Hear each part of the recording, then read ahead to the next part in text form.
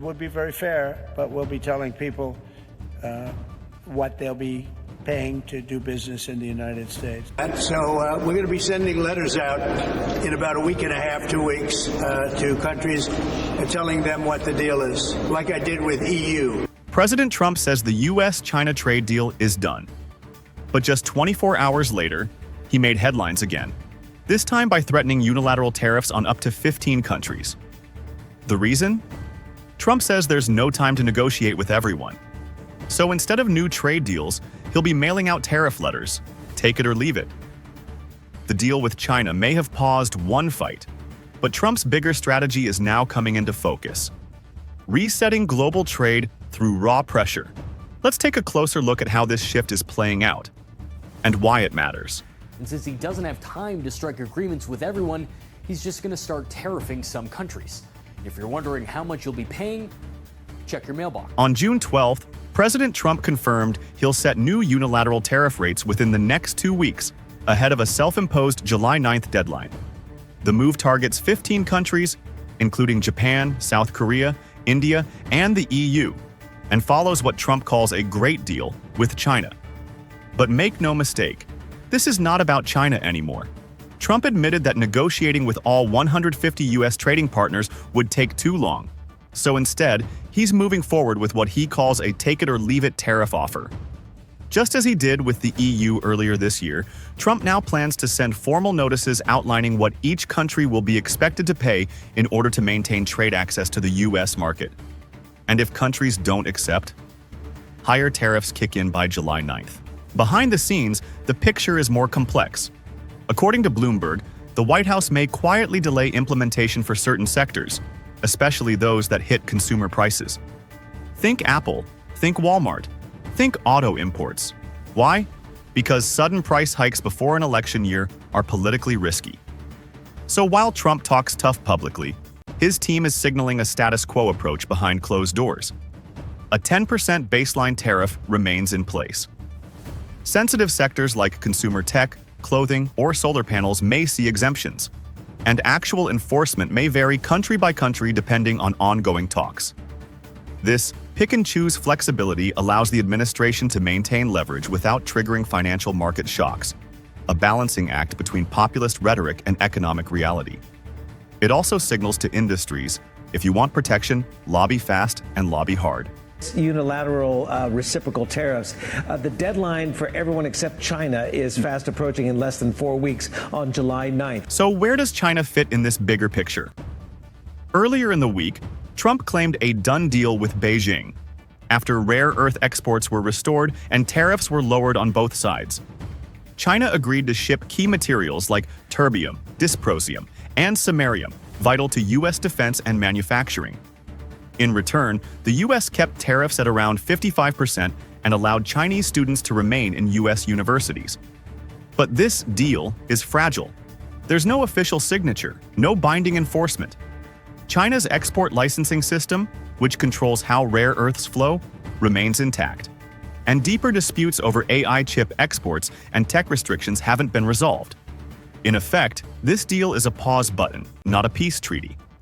And it's this model, limited concessions under time pressure, that Trump now hopes to repeat with other nations. The big risk?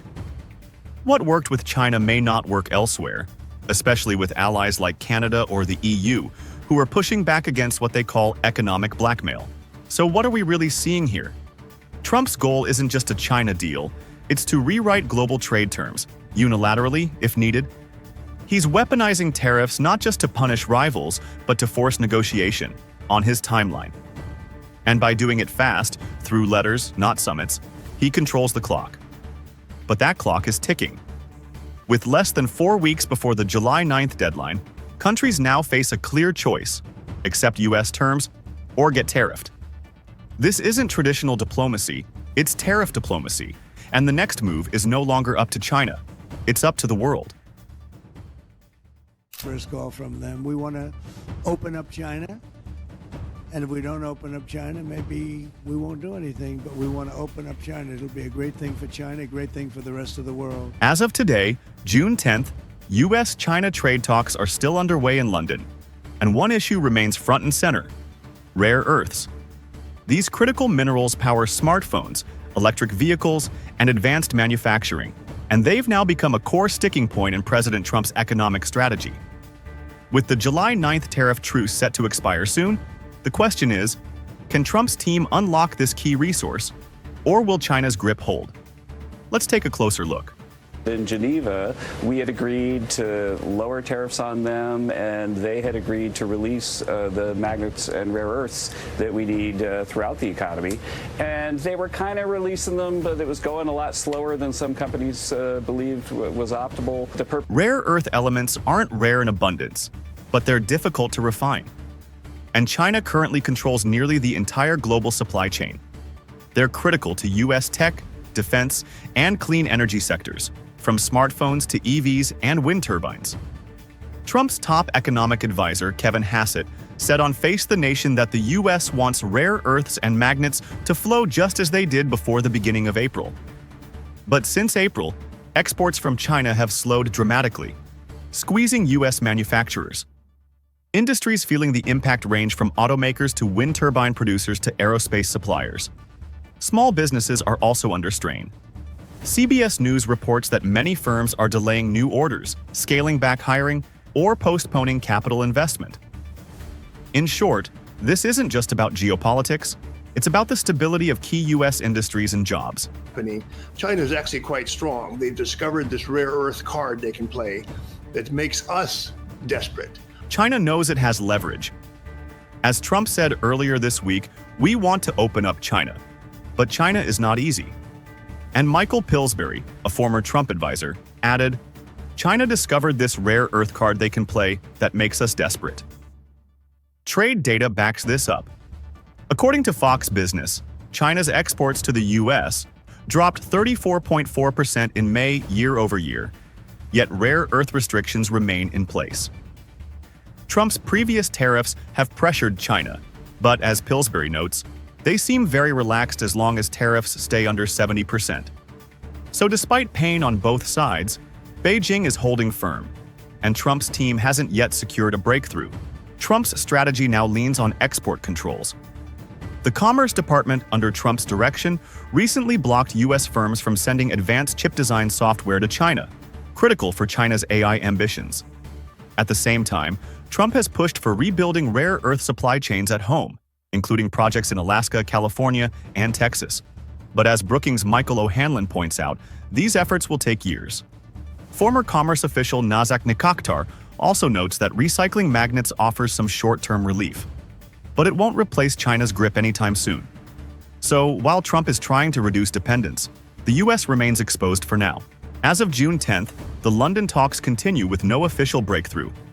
Trump has sent 3 of his top trade envoys, Howard Lutnick, Scott Bessent, and Jameson Greer, to lead negotiations. The goal? Push China to ease rare earth restrictions in exchange for possible concessions on export rules. Kevin Hassett confirmed that China had agreed to release rare earths under the Geneva Truce. But it was going a lot slower than some companies believed was optimal. With the July 9th deadline fast approaching, CBS News reports that an extension is on the table, but no firm agreement yet. Meanwhile, U.S. businesses, especially small firms, are pausing investment and hiring until the outcome is clearer. So as the London talks continue today, rare earths remain the central flashpoint, and Trump's economic team is under pressure to deliver results. For now, China holds the stronger hand. Whether Trump can shift that balance in time remains to be seen. We'll keep tracking every move. Stay tuned. President Trump has just doubled tariffs on imported steel, from 25% to 50%, effective June 4th. Framed as a move to secure American industry, this decision is now rippling across the Atlantic. The European Union is pushing back, warning of retaliation, rising costs, and mounting uncertainty in global trade. So how will Brussels respond? And what might this mean for businesses and consumers on both sides? Let's break it down. Countermeasures saying, quote, this adds further uncertainty to the global economy and increases costs for consumers and businesses on both sides of the Atlantic. The European Commission wasted no time issuing a sharp response. In a statement on May 31st, the Commission said it strongly regrets the president's decision adding that it undermines ongoing efforts to reach a deal in the transatlantic trade talks. EU officials are now reportedly finalizing a list of countermeasures that could be enacted as early as July 14th if no compromise is reached. This comes just weeks after renewed negotiations began between EU Trade Commissioner Maroš Šefčovič and U.S. Trade Representative Jamieson Greer. Their goal: to avoid escalation and preserve industrial supply chains. But so far, the outlook remains uncertain. If you increase it too much, then you go beyond what is needed to ensure a level playing field, and that becomes a hurdle for our customers. If the tariffs were more targeted at China in particular, would that be more palatable to you? From Brussels to Berlin, business leaders are voicing concern. Jean-Marc Germain, CEO of Constellium, one of Europe's largest aluminum producers, warned that too much of a good thing becomes a bad thing. He acknowledged that the original 25% tariff, imposed under Section 232 in 2018, had helped level the playing field with China. But raising it to 50% could now undermine demand by pushing prices too high, especially for downstream industries like automotive and aerospace. Constellium supplies major manufacturers including Airbus, GM, and Stellantis. Even though the company's model is largely local for local, producing in the US for US buyers and in Europe for European markets, Germain warned that sector-wide price hikes will eventually hit customers everywhere.